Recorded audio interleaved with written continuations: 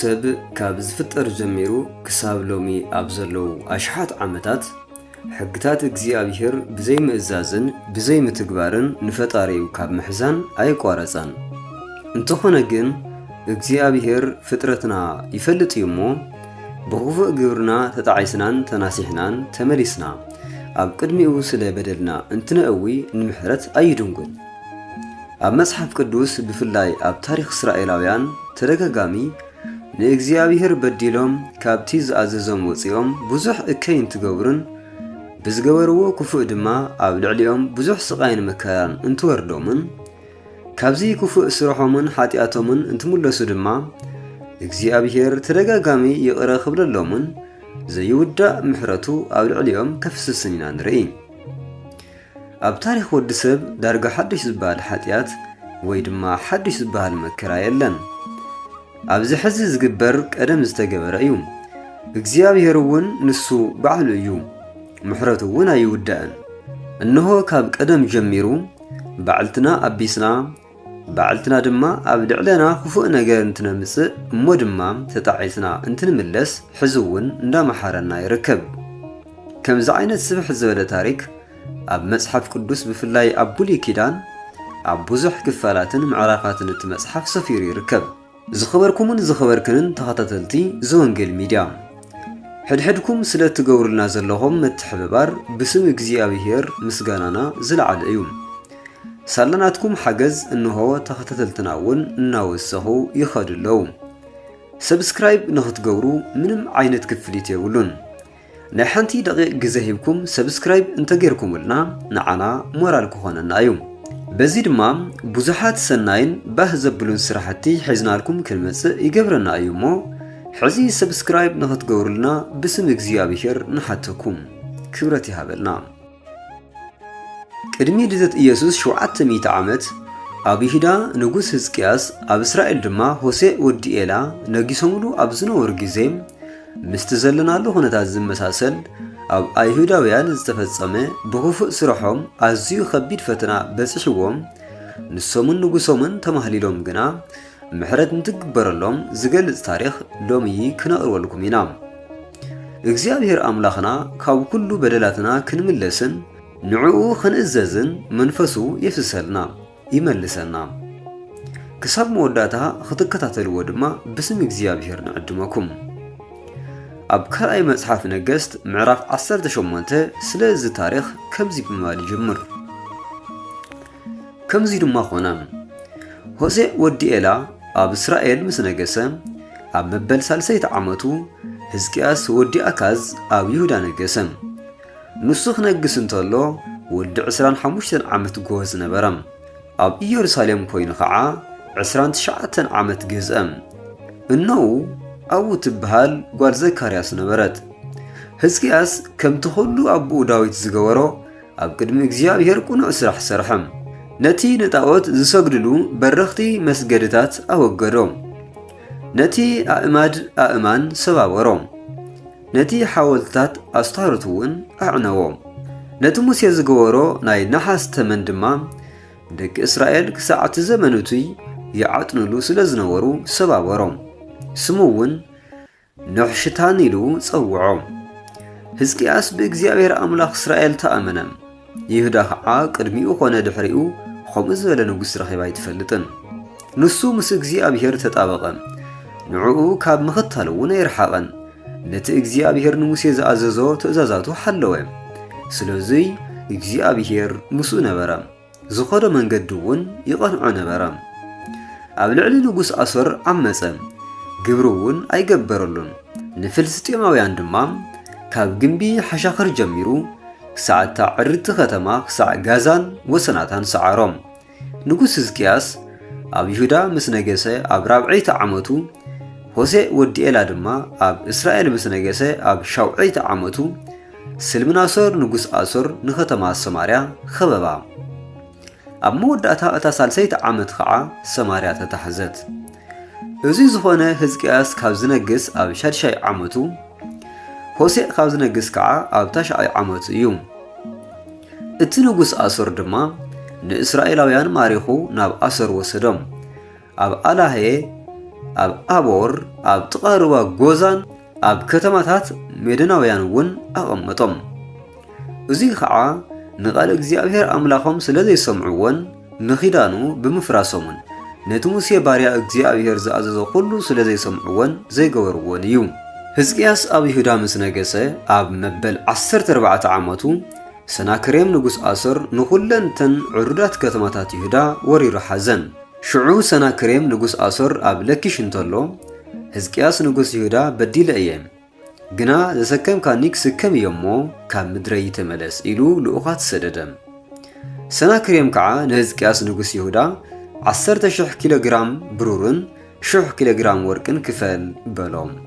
ሕዝቅያስ ድማ እቲ ኣብ ቤት እግዚኣብሔርን ኣብ መዝገብ ቤተ መንግስትን ዝተረኽበ ኩሉ ብሩር ሃቦም።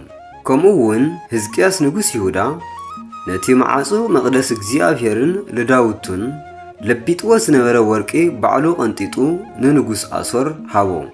ንጉስ ኣሶር ግና ንተርታንን ራፌስን ንራፋስቄስን ምስ ብርቱዕ ሰራዊት ገይሩ ካብ ላኪሶ ናብ ንጉስ ሕዝቅያስ ናብ ኢየሩሳሌም ሰደዶም።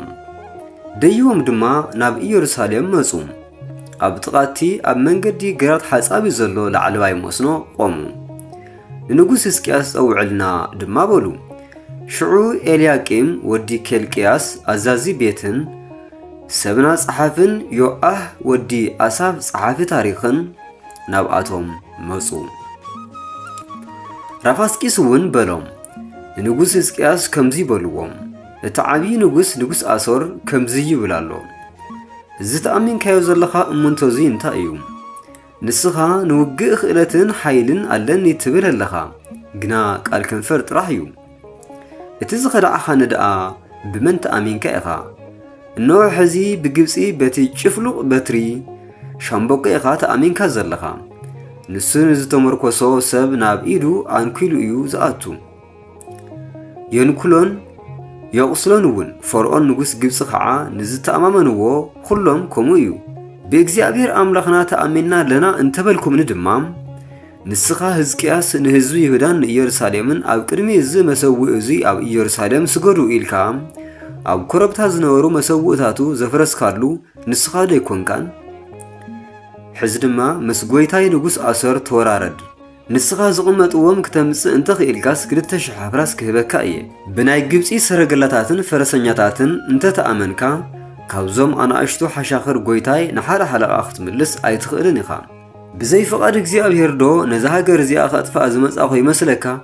እግዚኣብሔር እዩ ናብዛ ሃገር እዚኣ ደይብካ ጥፋእያ ዝበለኒ በልዎ በሎም።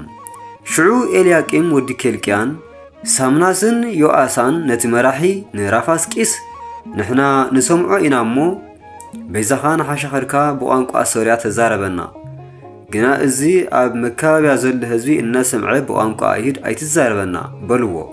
ራፋስቂስ ግና ንጉስ እዚ ነገር እዙይ ክናገር ናባኻን ናብ ጎይታኻን ዶ ልኢኹን እዩ? ናብቶም ኣብ መካባብያ ተቐሚጦም ዘለዉ እዩ እሞ ምሳኻትኩም ክስሖን ክበልዑን ሽንቶም ክሰትዩን ዘለዎም ሰባት ዶ ኣይኮነን በሎም። ሽዑ ራፋስቂስ ደው ኢሉ ብቋንቋ አይሁድ ዓዊሉ ተዛረበ። ከምዚ ድማ በለ፣ ዘረባት ዓብዪ ንጉስ ኣሶር ስምዑ። እቲ ንጉስ ከምዚ ይብል ኣሎ፣ ሕዝቅያስ ካብ ኢደይ ከድሕነኩም ኣይኽእልን እዩ እሞ ንሱ ኣይዕሸኹም። ሕዝቅያስ ድማ እግዚኣብሔር ብርግጽ ከድሕነና እዩ፣ እዛ ከተማ እዚኣ ከዓ ኣብ ኢድ ንጉስ ኣሶር ኣይትወሃብን እያ እናበለ ብእግዚኣብሔር ኣየእምንኩም። ንሕዝቅያስ ኣይትስምዕዎ። ንጉስ ኣሶር ከምዚ ይብል ኣሎ፣ ምሳይ ተዓረቑ፣ ናባይ ውፁ፣ ነብሲ ወከፍ ወይኑ ነብሲ ወከፍ ድማ በለሱ ይብላዕ፣ ነብሲ ወከፍ ከዓ ካብ ዒላኡ ማይ ይስተ።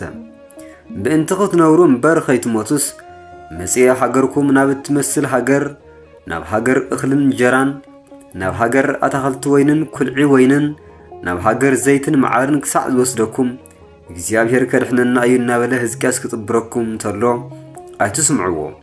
ካብቶም ኣማለኽቲ ኣሕዛብ ከ ሃገሩ ካብ ኢድ ንጉስ ኣሶር ዘድሓኖ ዶ ኣሎ? ኣማለኽቲ ሓማትን ኣርፋድን ኣበይ ኣለዉ? ኣማለኽቲ ሴፈርዋይምን ሄናእን ኢዋንከ ኣበይ ኣለዉ? ንሰማርያ ዶ ካብ ኢደይ ኣድሕነምዋ እዮም? ካብ ኩሎም ኣማለኽቲ ንሃገሮም ካብ ኢደይ ዘድሓኑ ኣየንኦም እዮም? እግዚአብሔር ንኢየሩሳሌም ካብ ኢደይ ከድሕና ዝኽእል ደኣ ኸመይ ገይሩ እዩ ንጉስ ሕዝቅያስ ኣይትመልሱሉ ኢሉ ኣዚዙ ስለ ዝነበረ እቶም ህዝቢ ሱቕ በሉ ሓደ ቃል እኳ ኣይመለሱሉን። ኤልያቅም ወዲ ኬልቅያስ ኣዛዚ ቤትን ሳምናስ ጸሓፍን ዮአሳ ወዲ ኣሳፍ ጸሓፊ ታሪኽን ክዳውንቶም ቀዲዶም ናብ ሕዝቅያስ መጽሞ ዘረባ ራፋስቂስ ነገርዎ።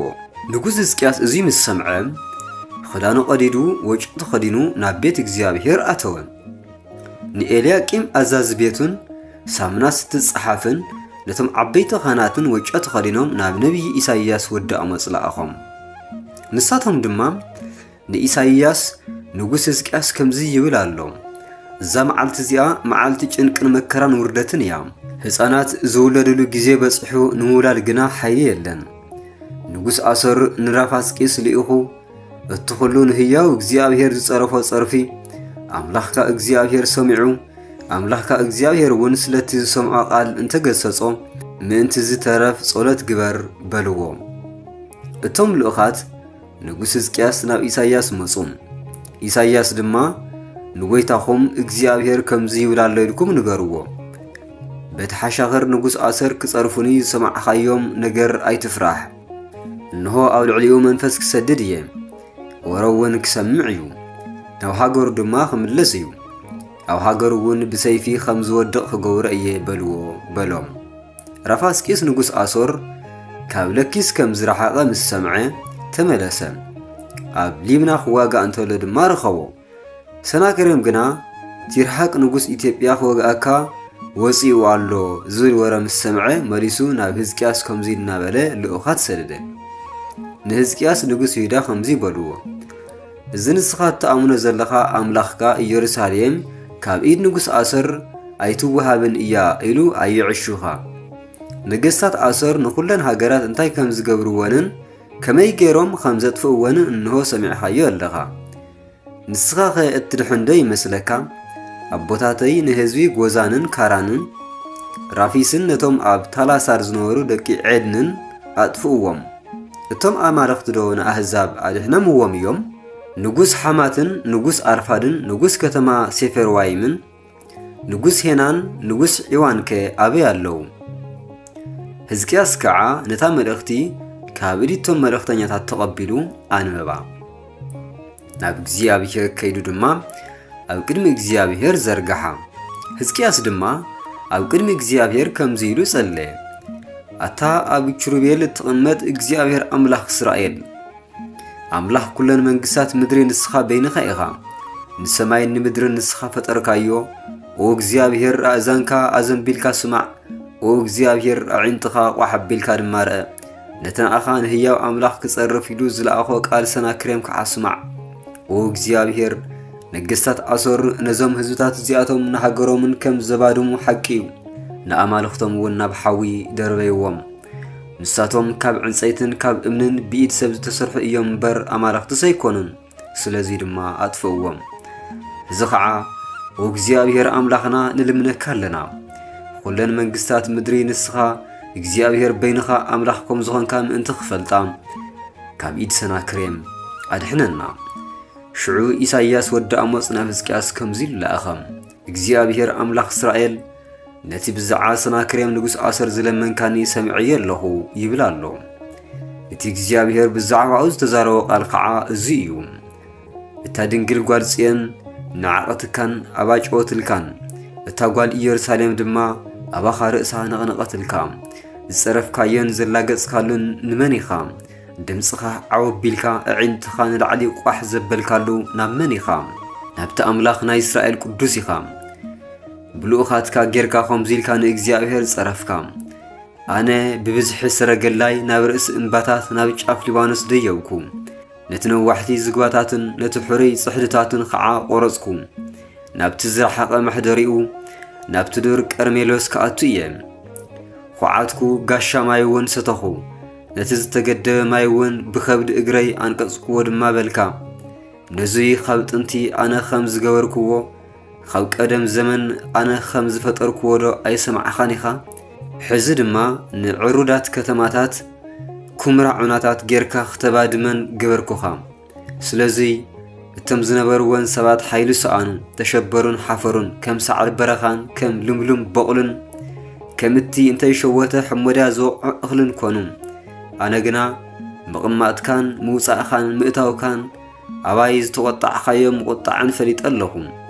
ቁጣዕኻን ትዕቢትካን ናብ እዝነይ በፂሑ እዩ እሞ መቑለበይ ኣብ ኣፍንጫኻ ልጓመይ እውን ኣብ ከናፍርካ ክገብር እየ። በታ ዝመጻኸላ መንገዲ ድማ ኸመልሰካ እየ። ሽዑ ንሕዝቅያስ ንኣኻ ግና እዙይ ምልክት ይኹንካ። በዛ ዓመት እዚኣ ባዕሉ ዝበቖለ ብኻልኣይቲ ዓመት ከዓ በልጊ ክትበልዑ ኢኹም። በታ ሳልሰይቲ ዓመት ግና ክትዘርኡን ክትዓጽዱን ወይኒ ተኸይልኩም ድማ ፍረቑ ክትበልዑን ኢኹም። እቶም ዘምለጡ ተረፍ ቤት ይሁዳ ድማ መሊሶም ንታሕቲ ሱር ክሰዱ ኣብ ላዕሊ ከዓ ክፈሩ እዮም። ካብ ኢየሩሳሌም ተረፍ ካብ እምባ ጽዮን ድማ ዘምለጡ ክወፁ እዮም። ነዙይ ከዓ ቅንዕ ጐይታ ሰራዊት እግዚኣብሔር ክገብሮ እዩ። ስለዚ እውን እግዚኣብሔር ስለ ንጉሥ ኣሶር ከምዚ ይብል፣ ሰናክሬም ነዛ ከተማ እዚኣ ኣየኣትዋን እዩ። ኣብኣ ድማ ፍላጻ ኣይውርውርን እዩ። ዋልታ እውን ኣይምክተላን እዩ። መደያይወ ከዓ ኣይምኩረላን እዩ። እግዚኣብሔር ከምዚ ይብል፣ በታ ዝመጸላ መንገዲ ክምለስ እዩ እምበር ነዛ ከተማ እዚኣስ ኣየኣትዋን እዩ። ኣነ ድማ ነዛ ከተማ እዚኣ ምእንቲ ስመይን ምእንቲ እቲ ዳዊት ባርያይን ኢለ ክከላኸለላን ከድሕናን እየ በሎም። በታ ለይቲ እቲኣ መልኣኽ እግዚአብሔር ወፂኡ ኣብ ሰፈር ኣሶራውያን 185,000 ሰባት ቀተለም። ንጽባሒቱ አንጊሆም ዝተስኡ ከዓ እንሆ ኩላቶም ሬሳታት ኮይኖም ጸንሑ። ሽዑ ሰናክሬም ንጉሥ ኣሶር ተሲኡ ኸደም ተመሊሱ እውን ኣብ ነነዌ ተቐመጠም። ሓደ መዓልቲ ሰናክሬም ኣብ ቤት ኣምላኹ ናሳራክ ክሰግድ እንተሎ ደቁ ኣድራማሌክን ሳራሳን ብሰይፊ ቀተልዎ። ንሳቶም ድማ ናብ ሃገር ኣራራት ሃደሙ። ክንዱኡ ከዓ ወዱ ኣስራዶን ነገሰ ይብል። ዝኸበርኩምን ዝኸበርክንን ተኸታተልቲ ዘወንጌል ሚድያ እግዚአብሔር ኣምላኽ ጐይታ ሰማይን ምድርን ብቕንዕናን ብሓቅን ልብና ናብኡ መሊስና እንተለሚናዮ ምሕረቱ ዓብዪ እዩ። ካብ ቀደም ጀሚሩ ድማ ምሕረቱ ኣብ ልዕለና እናፍሰሰ እዩ ዝርከብ። ጐይታ ሰራዊት እግዚአብሔር ዝደሊ ካብ ልቢ ምምሕፃንን ምልማንን እዩ እሞ ካብ ዝኸፍኡን መሸገርን ጊዜ እዚ ኸውፀአና ሓቢርና ብልቢ ንለምን። ወስብሐት ለእግዚአብሔር ወለወላዲቱ ድንግል ወለመስቀሉ ክብር አሜን። ዝኸበርኩምን ዝኸበርክንን ተኸታተልቲ ዘወንጌል ሚድያ እዚ 4ይ ክፋል ትረኻ ካብ መጽሓፍ ቅዱስ እዩ። ኣብ 5ይ ክፋል ክሳብ እንራኸብ ብሰላም የጽንሐና አሜን።